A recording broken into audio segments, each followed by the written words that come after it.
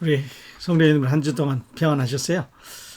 지난주에는 눈도 많이 왔고 또 주말에 춥기도 하고 이러셔서 아마도 걱정을 했는데 평안하시기를 바랍니다.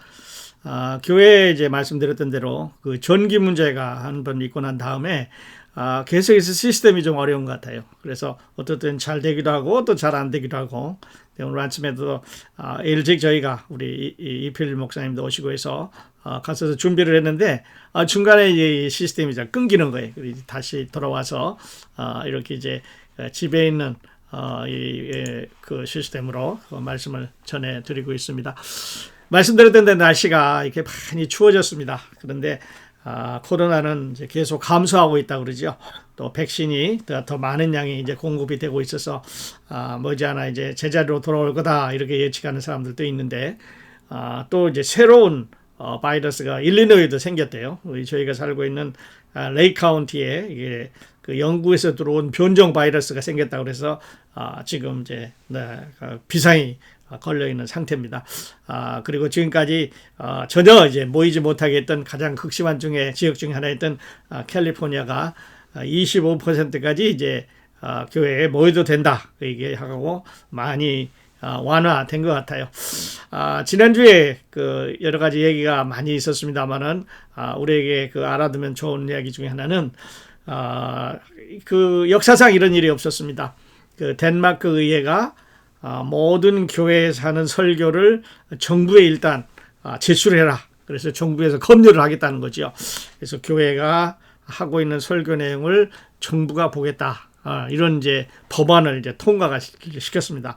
물론 그 핑계는 있습니다. 그 안에 모슬렘들이 많이 살고 있기 때문에 그 사람들의 그 모임 내용을 확인하겠다. 그런데 교회도 포함을 해서 모든 교회에 행해지는 그런 설교를 덴마크 말로 번역을 해서 넣어라. 이게 설교한 다음에 넣는 건지 설교한 후에 넣는 건지 이런 제한은 없습니다만은 어쨌든 간에 이렇게 해서 이제 그 사상 처음으로 이런 얘기가 지금 나왔습니다.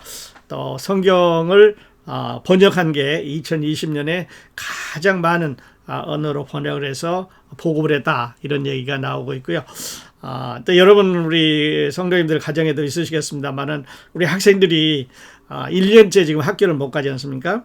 그러니까 아이들이 이제 운동도 부족한 거예요. 또 친구들하고 만나지도 못하고, 그래서 이 아이들이 이제 그 서로 이야기하면서 운동하면서 이렇게 해서 교실에서 잘하고 서로 이제 소셜을 하면서 잘해야 되는데 종일 이제 모니터만 쳐다보고 있고 고립되어 있고 그러다 보니까 우울증에 걸린 아이들이 많다. 이래서 지금 학부형들이 큰 문제로 대두하고 있습니다. 물론 이 코로나 때문에 어려움 당하지 않는 사람이 어디 있겠습니까마는 특별히 우리 자라나는 아이들한테 이제 어려움이 되는 것 같아요. 위에서 아이들을 잘 이제 위로하고 또 우리 아이들이 잘 자랄 수 있도록 그렇게 우리가 도와야 되겠습니다. 처음에 이제 코로나가 나왔을 때 사람들은 이 코로나 블루라고 그렇게 불렀습니다. 코로나 블루란 말은 우울하단 말이죠. 그래서 코로나 블루로 인해서 우울증에 걸린 사람들이 많다. 이렇게 해서 이제 약방을 찾아가고 그랬었는데 그 다음에 이제 코로나가 이제 조금 더 시간이 지나면서 화가 나는 거예요. 그래서 코로나 레드라고 그랬습니다. 빨간색이죠. 그래서 막 사람들이 건들면 그냥 금방 폭발하려고 그러고 싸우려고 그러고 그냥 참을성이 없어지고 이런 시대가 있었는데 이제는 그것도 지나서 코로나 블루 지나서 코로나 레드 지나서 이제는 아주 자포자기한 상태 코로나 블랙이다 이런 말을 하고 있을 정도로 지금 우리 사회는 코로나 때문에 어려움을 겪고 있고 또 우리 교회도 형제자매들 우리 성도님들 만난 지가 벌써 거의 반년 또 돼가네요. 그래서 하루 빨리 만났으면 좋겠습니다. 지난주에 말씀드렸던 대로 교회에 이제 두 가지 광고가 있었죠. 그런데 우리 이제 방송하는 거는 이제 옮겨갖고, 정명절, 우리 집사님께서 코로나를 걸리셔서 중간에 제가 연락을 드렸습니다만은, 입원을 하셨다가, 퇴원하셨습니다. 그래서 회복 중에 있고, 또 성도님들이 이제 기도해 주시고 해서 하나님께서 고쳐 주시는 것 같아요. 계속 기도해 주시기 바랍니다. 그리고 우리 한강남 집사님 또 위에서 기도해 주시길 바랍니다. 자, 4월 4일이 부활절이라고 그렇게 말씀을 드렸습니다. 부활주일이 우리 그리스도인들에게는 정말 중요한 의미를 갖는데 4월 4일 그리고 그때서부터 시작해서 40일 동안 앞당겨서 시작하는 날짜를 우리가 사순절 시작이라고 그랬죠. 그래서 그날이 2월 17일 그 애쉬 웬스데이 그래서 죄의 수요일이라고 말했는데 2월 21일 날은 우리 함께 한번 모여서 예배를 드리자 이렇게 하고 있었는데 상황을 이제 한번 더 보겠습니다만은 그때는 함께 모여서 예배 드리고 우리 서로 얼굴도 좀 보고 그러면은 좋을 것 같아요. 그래서 2주 후인데 2주 후에 뵐 수 있으면 좋겠습니다. 그 코로나 때문에 여러 사람들이 피해를 안 당한 사람들이 없겠습니다만은 특별히 이 묘지, 이 지금 돌아가시는 분들의 그 장례 때문에 참 어려운 것 같아요. 그래서 많은 사람이 참석도 못하고 또 가족장으로 하려고 그러니까 아쉽고 여러 가지 이제 어려움이 있게 되는데 이게 우리가 세상에 한번 왔으니까 이제 돌아가시는 건 마찬가지인데 여러분 그 공동묘지 아니면 우리 조상들 묘지 우리 가족들 묘지 누구 묘지에 가보면 그 묘의 앞에 보면 비석이 하나 있어요. 묘비 조그마하게 한국은 뭐 엄청 크게 세우기도 하고 그런데 조그마하게 미국은 이렇게 표시를 해놨는데 거기에 보면 2개의 날짜가 있어요. 여러분 아시는 대로 출생 몇 년 언제 출생하셔서 가운데 줄을 하나 딱 긋고 그 다음에 이제 언제 돌아가셨다. 그래서 세상에 나오신 날, 세상에서 떠나가신 날, 그리고 중간에 이제 줄을 하나 그어서 세상에 머무신 기간을 표시하는 거 아니겠어요? 근데 거기를 이제 보면 참 어떤 분은 오래 사신 것 같아요. 그리고 부부가 그냥 오래 이렇게 합동으로 묘비를 붙여놓은 분도 있고 또 어떤 분은 그냥 얼마 못 살고 일찍 돌아가신 분도 있는 것 같아요. 그런데 그 묘비를 이렇게 이제 보면서 우리 그리스도인들의 생각은 많이 달라요. 우리가 세상에 들어온 날, 어머니를 통해서 세상에 태어난 날, 그리고 이제 세상을 떠나서 하늘나라에 우리가 들어간 날, 그러니까 2 날짜가 우리 그리스도인들에게는 세상에 온 날, 세상에 살아있으면서 그리스도를 만나서 그리스도를 섬긴 기간, 그리고 이제 떠나서 하나님 나라에 주님 계신 것으로 간 날, 이런 그 의미가 아니겠어요? 자, 그런데 그 묘지에 대해서 묘비에 대해서 생각을 하면서 사도 바울의 그 마지막 마지막 인사를 우리가 한번 생각을 해 봅니다. 사도 바울은 지금 3차 전도 여행을 하고 있습니다. 3차 전도 여행을 해서 이제 한 3,300마일 된다고 하는데요. 요즘 거리로는 그렇게 이제 한 3,300마일 정도 거리를 바다하고 육지로 여행을 했습니다. 그리고 그 기간은 한 92일에서 한 93일 정도 된다고 하지요. 그래서 그 기간 동안에 이제 여행을 하는데 마지막 부분에 가서 지난주에도 말씀드렸습니다만은 내가 이제 예루살렘으로 올라가서 로마에 가야 되겠다 이렇게 발표를 했습니다. 로마로 가는 거죠. 신앙의 종교의 중심지였던 예루살렘에서 이제는 정치적인 중심지로 로마에 한번 가보려고 하는 야심을 이제 갖게 그렇게 됩니다. 그러면서 사도 바울은 밀레도에서 그 에베소에 있는 자기가 3년 동안 선교를 하고 3년 동안 교회를 세우고 3년 동안 일을 하고 3년 동안 두란노 서당을 만들어서 그 사람들을 가르쳤던 거기 이제 에베소 교회 장로들을 모아서 장로들에게 마지막 인사를 합니다. 마지막 인사. 그래서 사도행전 전체를 통해서 성도들에게 믿는 사람들에게 설교를 하는 이 부분이 처음이면서 마지막 부분이에요. 다른 부분은 다 유대인들에게, 이방인들에게, 믿는 사람들에게, 믿지 않는 사람들에게, 여러 가지 섞여 있는 사람들에게 설교를 했었는데 이 부분에서는 특히 믿는 사람들에게만, 특히 그것도 장로들에게만, 또 장로라고도 불렀고 감독이라고도 불렀고 양을 치라고 했는데 목자라고도 불렀고 영어로는 elder, overseer 혹은 pastor 이렇게 부르겠습니다만은 여기서 사도 바울은 같은 사람을 3가지 다른 이름으로 불렀습니다. 잠시 후에 한 번 더 말씀을 드리도록 하겠습니다.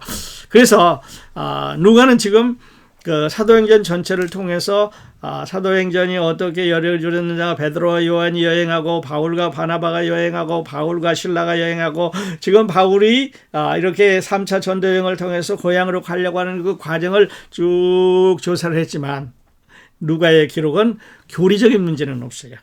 루가는 그 스토리는 잘 전개를 했고 디테일하게 자세하게 전개를 했고 감정적인 부분을 잘 다루어 놓았지만은 그러나 깊숙한 교리적인 문제는 바울이 하고 있는 걸 볼 수가 있어요. 바울은 아주 논리 정연한 그 교리가지요, 또 이론가죠. 그러면서 신약 성경의 아주 대부분을 기록한 그런 저술가이기도 한데, 이 바울은 이제 예루살렘으로 가려고 합니다. 내가 오술전 전에 예루살렘에 가야 되겠다. 그리고 가을 되기 전에, 가을 돼서 겨울이 돌아오면은 이제 바람이 많이 부니까 여행을 할 수가 없으니까 그 전에 가서 여행을 로마로 가야 되겠다. 이렇게 하면서 예배소 장로들에게 이제 작별 인사를 하도록 모였습니다. 그래서 오늘 본문 사도행전 20장 17절로부터 38절에는 이 사도 바울의 그 마지막 장로들과 이별하는 광경, 또 그들에게 그 부탁하는 광경,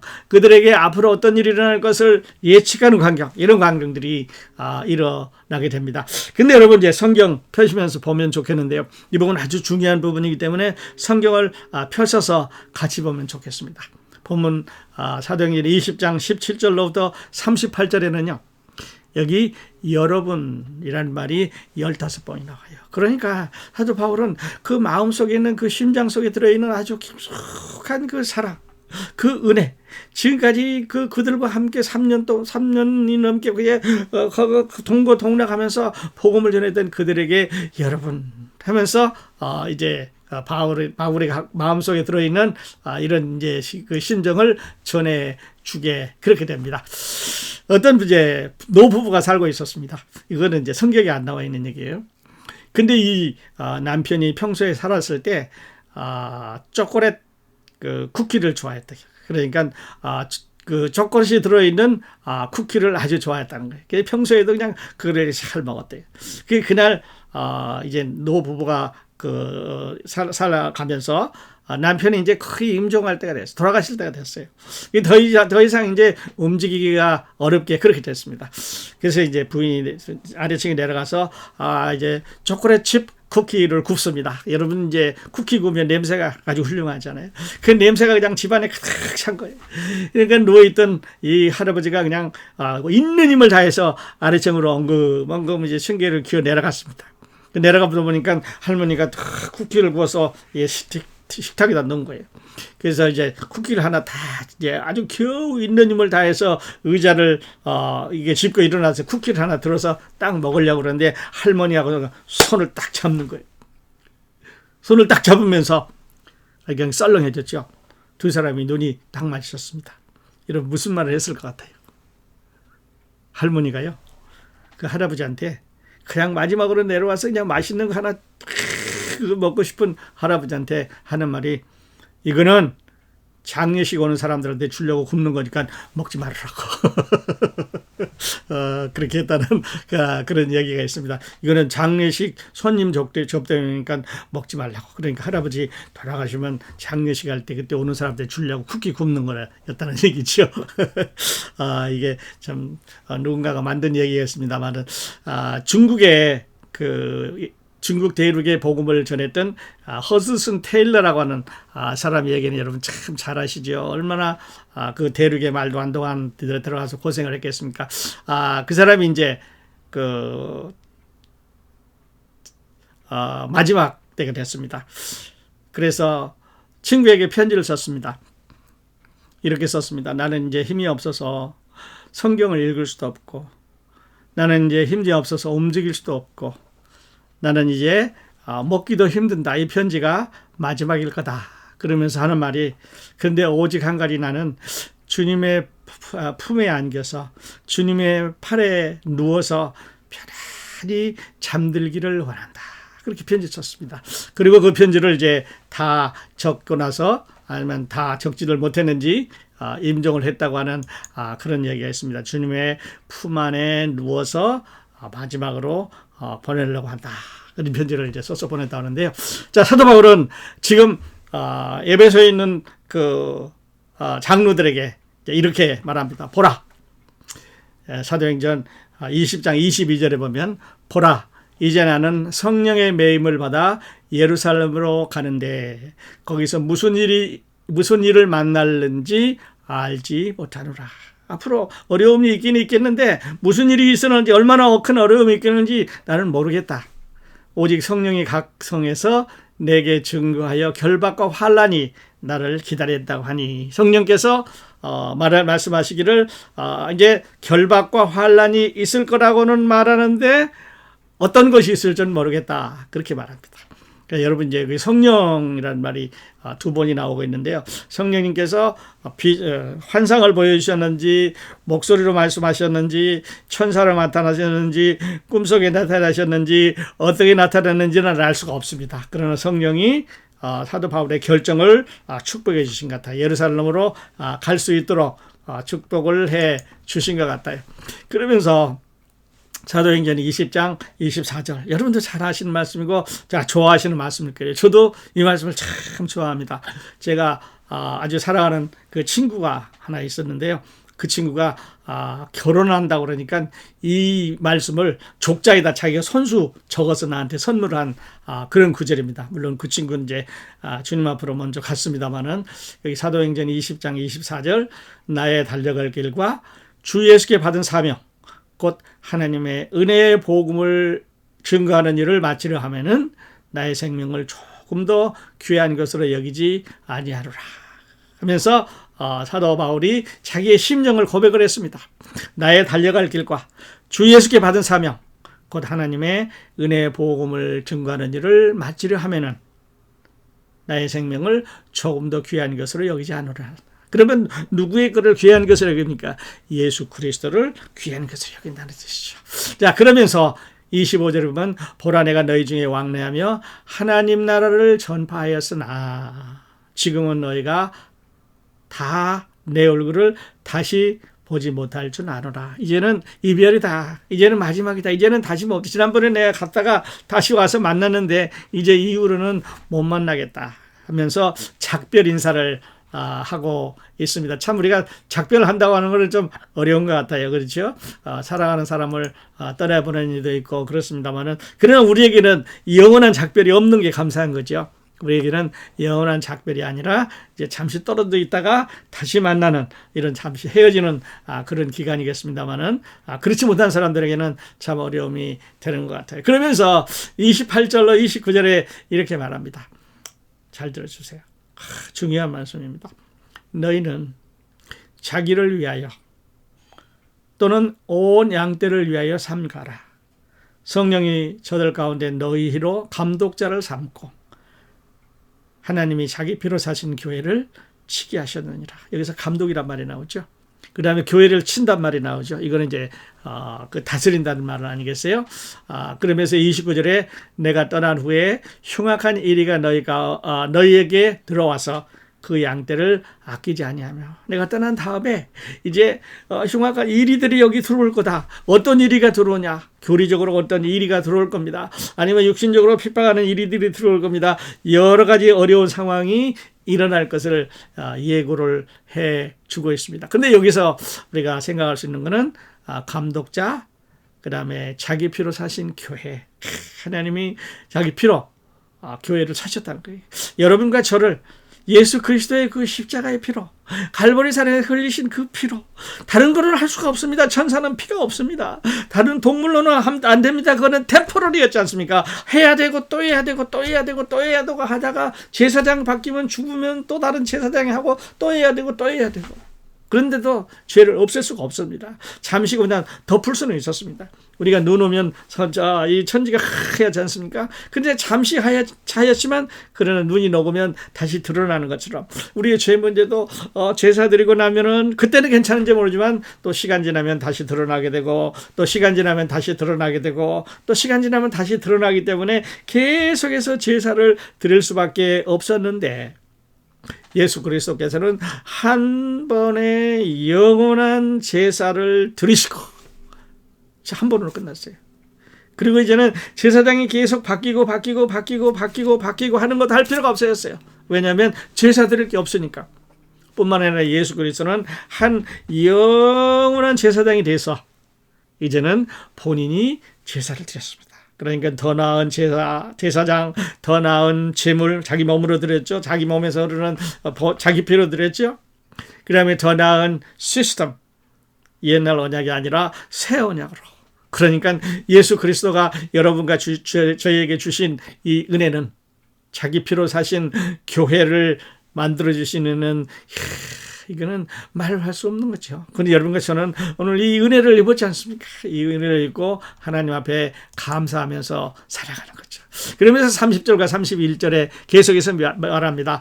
또한 너희 중에서도 제자들을 끌어 자기를 쫓게 하려고 어그러진 말을 하는 사람들이 일어날 줄을 내가 아노니. 너희 가운데서도, 너희 장로들 가운데서도, 너희 감독자들 가운데서도, 너희 목자들 가운데서도 다른 사람이 일어날 거다, 이런 걸 예언하는 거예요. 그러니까 오늘날에도 이런 일이 있는 것을 우리가 너무 잘 알지 않습니까?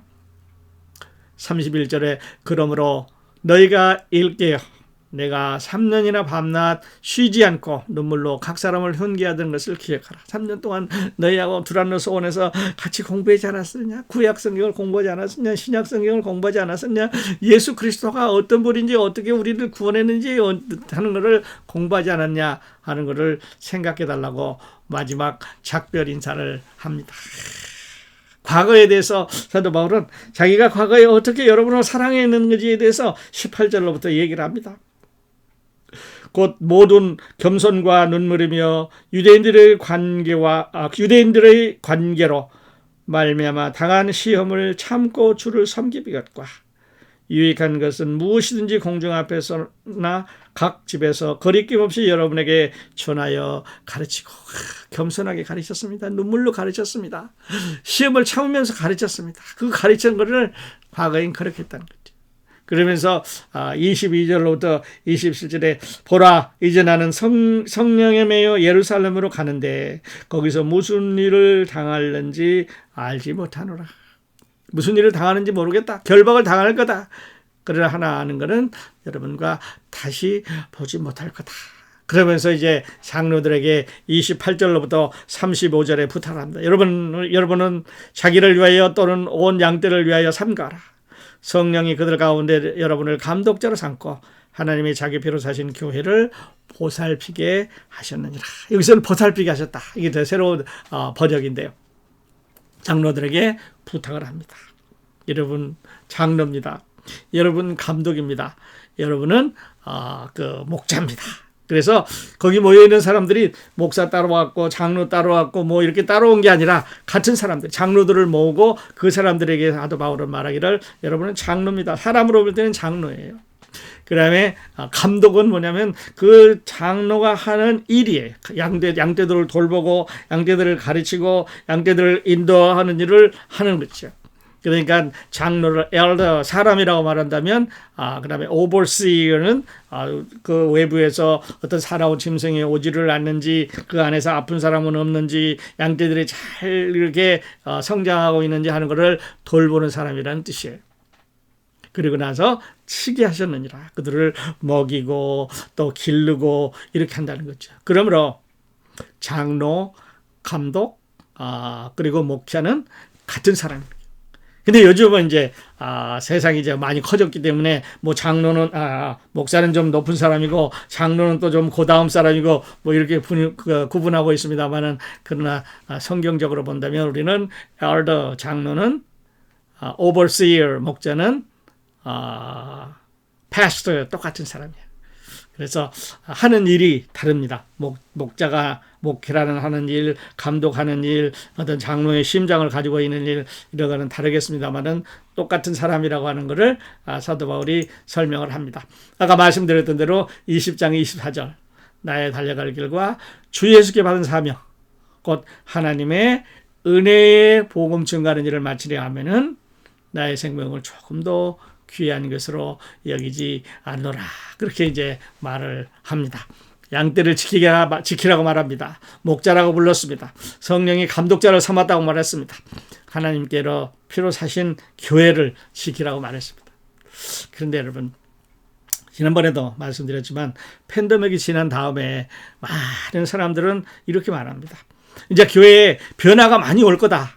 근데 그중에 제일 갈망할 만한 첫 번째 변화는 어떤 거냐면 목회자들 중에 자비랑하면서 일을 가지고 목회하는 사람들의 숫자가 늘어날 거다. 그렇게 말해요. 제가 어느 잡지 보니까요. 이거는 이제 침례교회에 대한 얘기였습니다만은 우리 침례교회에 4만 6천 명의 목사가 있대요. 그런데 그 중에서 3만 5천 명이 두 가지 일을 하는 거예요. 세상 일도 하면서 목회도 하는 사람이라는 거죠. 그러니까 퍼센테이지로 따지면은요 50%가 넘는가요? 4만 6천 명에서 3만 5천 명이니까 그러니까 아주 많은 퍼센트의 사람들이 일하면서 이미 사역을 하고 있어요. 근데 앞으로 그 퍼센테이지는 늘어날 거다. 그렇게 이제 말을 하고 있습니다. 뿐만 아니라요. 55세가 넘는 목회자 나이가 55세가 넘는 사람이 몇 명이냐 이렇게 봤더니 55%예요. 절반이 넘는 사람들이 55세 이상이에요. 그리고 35세 미만인 사람, 젊은 사람이 목회자가 되는 경우에는 10% 미만이에요. 그러니까요. 무슨 얘기입니까? 점점 목회자들이 늙어가고 있다. 또 교회에 그 앞으로 교회를 돌보기 위해서 젊은이들이 신학교에 들어오지 않고 있다. 그렇게 말합니다. 그래서 신학교에 학생들이 모자라니까 참 문제가 되고 있죠. 그다음에 카톨릭도 카톨릭 신학대학이라든지 수녀원이라든지 이런 데가 인원 감소로 어려움을 겪고 있는 것을 볼 수가 있습니다. 그리고요. 이건 이제 한국 교회는 아닙니다. 물론 비슷한 숫자가 되겠습니다만은 팬데믹 이전에 조사를 해봤더니 미국 교회 전체 그 교회 중에서 100명 미만인 교우들을 가지고 있는 교회가 46%예요. 그리고 37%는 100명 중에 100명에서 500명 사이. 그리고 그 나머지는 이제 500명보다 더 높은 그런 퍼센트를 갖겠습니다만은 지금 말씀하고 있는 거는 교회가 점점 작아지고 있다. 그래서 팬데믹 지나면은 이렇게 말합니다. 앞으로는 양이 아니라 앞으로는 질이다. 누가 큰 교회를 하느냐, 누가 큰 교회에 사람이 많이 모이는 데를 하느냐, 어려움을 겪느냐 이런 것보다는 알짜배기 구원받는 사람, 정말 목자가 한 사람 한 사람 영혼을 터치를 해서 다 같이 구원받고 하늘에 갈 수 있도록 하는 선교가 이제 계속해서 더 많이 일어나게 될 거다 하는 말을 하고 있습니다. 그러므로 우리가 생각할 수 있는 것은 우리는 물론 이제 그런 큰 교회는 아니겠습니다만은 하나님께 감사하는 것은 우리 형제 자매님들이 우리 교우들이 한 사람 한 사람 다 예수님을 개인의 구주로 영접하고 나는 언제든지 하나님 앞에 갈 수 있다는 주는 준비를 하시면서 감사함으로 신앙생활을 한다는 게 얼마나 기쁘고 좋은 일인지 몰라요. 여러분 사람이 많이 있는 거 좋습니다. 그러나 그중에 진짜 알짜배기 구원받은 사람 얼갱이로 이렇게 친다 그러지. 얼갱이로 치면은 알고고 밑으로 떨어지고 죽쟁이는 이제 위로 뜨게 되는데요. 이렇게 쳐서 이제 빠질 수 있는 진짜 예수 그리스도의 피로 구원받은 사람이 얼마나 되겠느냐 하는 걸 생각을 해 보게 됩니다. 자, 그러면서 사도 바울은 마지막으로 이제 이별하는 장면이 나오는데요. 이별하는 장면이 36절과 37절에 나와요. 누가가 이렇게 기록했습니다. 이 말을 한 후 무릎을 꿇고 그 모든 사람들과 함께 기도하니 다 크게 울며 바울의 목을 안고 입을 맞추고 다시 그 얼굴을 보지 못하리라 한 말로 말미암아 더욱 근심하고 100가지 그를 전송하니라. 무릎을 꿇고 기도했습니다. 여러분 무슨 기도했을 것 같아요?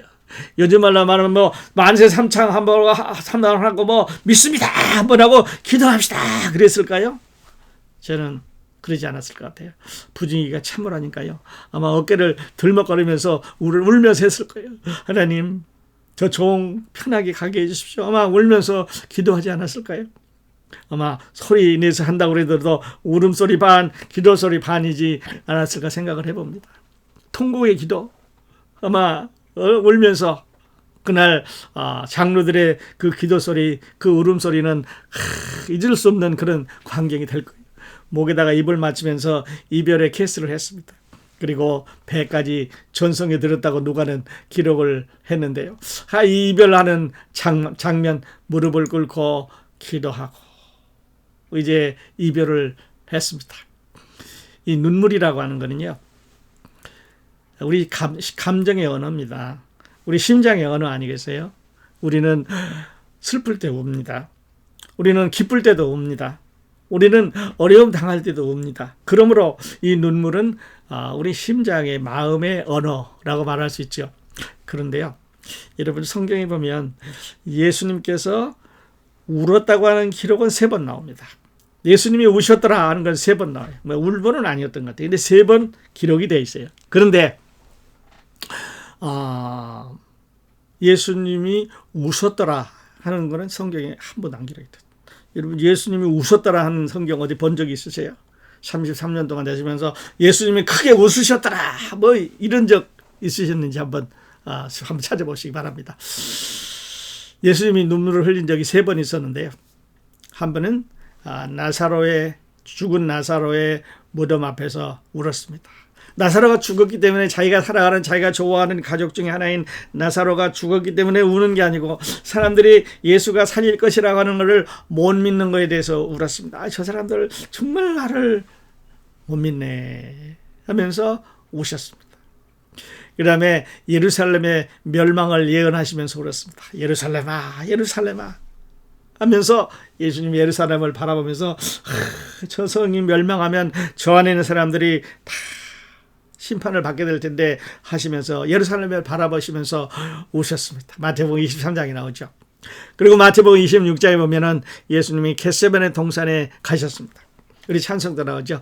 겟세마네 동산에서 정말 밤새도록 기도하면서 하나님 이 잔을 옮길 수만 있으면 내게서 옮겨달라고 기도했습니다. 왜냐하면 물론 이 과정은 반드시 겪어야 되지만 그러나 그 아픔이, 그러나 그 슬픔이, 그러나 그 고통이, 그러나 그 괴로움이, 그러나 그 수치가 얼마나 두려웠으면 그랬겠습니까? 그러면서 눈물을 흘렸다고 말했습니다. 그러니까 성경에 예수님이 우신 거는요 3번 나와요. 그런데 성경에 또 보면 그 다윗은요 울보였던 것 같아요. 자주 울었어요. 다윗이 운다는 기록은 아주 여러 번 나옵니다. 언제 한번 기록을 했냐면요. 우리 시편 6장에 보면 이런 말이 나옵니다. 내가 탄식함으로 곤핍하여 밤마다 눈물로 내 침상을 띄우며 내 요를 적시나이다. 야, 눈물로 내 침상을 띄우며 요를 적시나이다. 그냥 얼마나 밤에 울었을까. 내 눈이 근심으로 인하여 쇠하며 어두웠나이다. 여호와께서 내 곡성을 들으셨도다. 하나님께서 하나님 앞에 범죄하고 나서 다윗은 자기의 죄를 회개하고 울었습니다. 얼마만큼 울었냐면 밤마다 눈물로 침상을 띄우고 요를 적실 정도로 울었습니다. 두 번째는요. 사무엘상 30장에 보면 다윗이 그와 함께한 백성이 다윗과 그와 함께한 백성이 울 기력이 없도록 소리 높여 울었더라. 그러니까요. 얼마나 울었던지 목이 쉬게 울었던지 그냥 헉헉 소리가 나게 울었던지 다윗과 그와 함께한 백성이 울 기력이 없도록 소리를 높여 울었더라. 이게 이제 시그락에서 전쟁하고 나서 한 얘기 아니겠어요? 요나단도 죽고 사울도 죽고 그랬는데 다윗이 고통당한 그 죽은 사람을 위해서 3일 동안 더 이상 눈물을 흘릴 수 없을 정도로 울었습니다. 그 다음에는요. 시편 139편에 보니까 다윗이 울었어요. 어떻게 울었냐면 하나님이여 주의 생각이 내게 어찌 그리 보배로우신지요. 그 수가 어찌 그리 많으신지요. 내가 세려고 할지라도 그 수가 모래보다 많소이다. 내가 깰 때에도 오히려 주와 함께 있나이다. 즉 다시 말씀드려서 하나님의 은혜를 생각하면서 울었습니다. 하나님 내가 목동으로 가난한 집에서 매 막내 아들을 보잘 것 없었는데 우리 형들한테 미움받고 우리 아버지도 날 카운트도 안 해줬는데 하나님이 나를 구하셔서 이스라엘의 왕으로 삼아주시고 여기까지 이 자리까지 이 영광스러운 자리에 앉혀주신 은혜가 감사해서 울었습니다. 여러분은 회개할 때 눈물을 흘려보신 적이 있으십니까? 아니면 다른 사람들이 당하는 고통으로 인해서 눈물을 흘려보신 적이 있으십니까? 또는 하나님의 은혜의 감격에서, 하나님의 그 사랑의 감격에서, 하나님 나 같은 사람을 구해주셨으니 얼마나 감사합니까? 나 같은 죄인 살리신 그 은혜 놀라와. 다 같이 한번 더 불렀으면 좋겠는데 시간상 끝까지 부르실 수 있기 바랍니다. 그러면서요, 다윗이 울보였는데 여기서 그 바울이 에베소 교회에 있는 장로들과 헤어지는 장면을 제가 예수 그리스도께서 제자들과 헤어지는 장면하고 한번 비교를 해봤어요. 예수님이 제자들하고 헤어지는 장면, 다윗이 에베소에 있는 장로들과 헤어지는 장면. 한쪽은 제자들이지요, 한쪽은 장로들이었습니다. 둘 다 유대인들이 반대했습니다. 유대인들이 박해를 했습니다. 그리고 예수님도 죽음을 눈앞에 뒀습니다.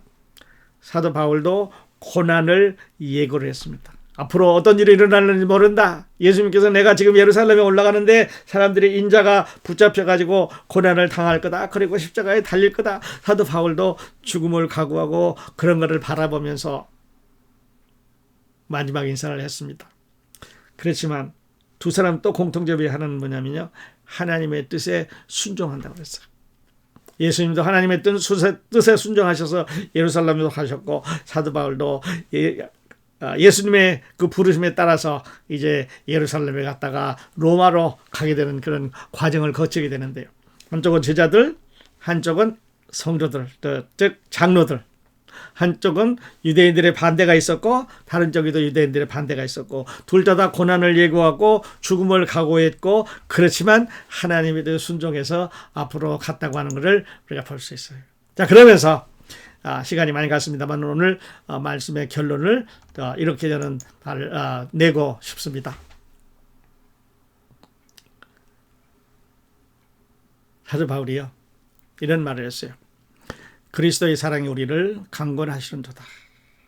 우리가 생각하건대 한 사람이 모든 사람을 대신하여 죽었은즉 모든 사람이 죽은 것이라.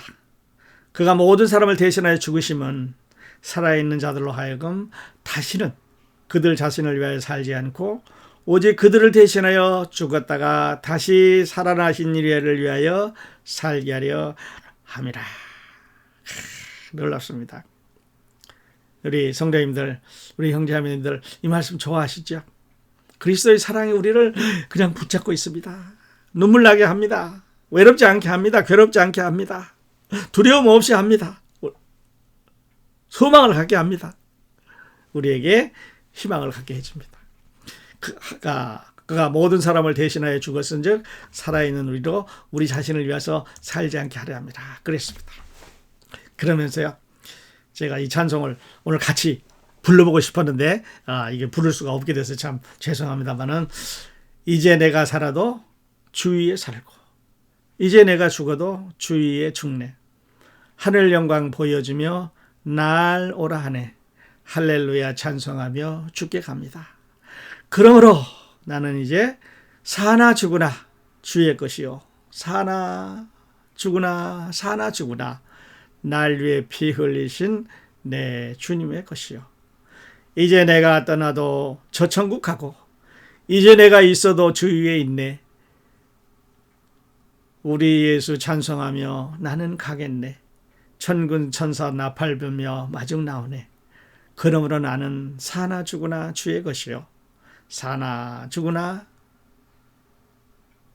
날 위해 피 흘리신 내 주님의 것이요 라는 찬송 한번 불러보시기 바랍니다. 이제 내가 살아도, 아무도 좋은 찬송인데 부르실 수 있기를 바랍니다. 자, 같이 기도하겠습니다.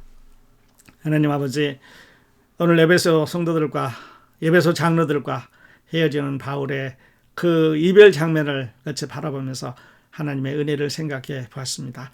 하나님, 바울을 이제 예루살렘으로 보내셔서 하나님의 복음을 전하려 하는 것처럼 오늘 우리들에게도 어려운 가운데 있지만, 그러나 이 팬데믹 중에 참 소망 가운데 기쁨 가운데 하루하루를 보내는 저희들로 삼아 주시니 감사를 드립니다.